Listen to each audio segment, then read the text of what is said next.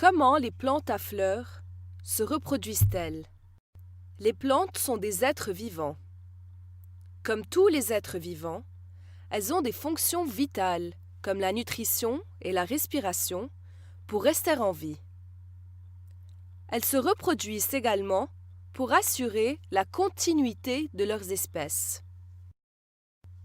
Prenons par exemple cette plante à fleurs. Chaque structure de cette plante a un rôle spécifique pour assurer sa survie. Laquelle de ces structures assure la reproduction de cette plante? Les fleurs. Les fleurs sont les structures reproductrices de toutes les plantes à fleurs. Pourquoi? Les fleurs contiennent des organes reproducteurs qui produisent des cellules sexuelles. Observons cette fleur. C'est une fleur complète. Elle contient des pétales, des sépales, des étamines et un pistil. Les étamines sont les organes reproducteurs mâles. Elles sont constituées d'un filet et d'une anthère. L'anthère est composée de 4 sacs contenant des grains de pollen. La partie reproductrice femelle est le pistil.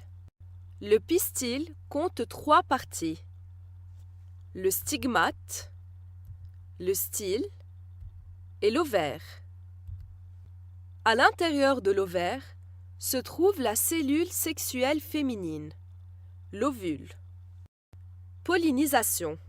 Les grains de pollen sont libérés de l'anthère et transportés vers le pistil, soit vers le pistil de la même fleur, soit vers le pistil d'une autre fleur. Comment les grains de pollen se déplacent-ils de l'étamine au pistil?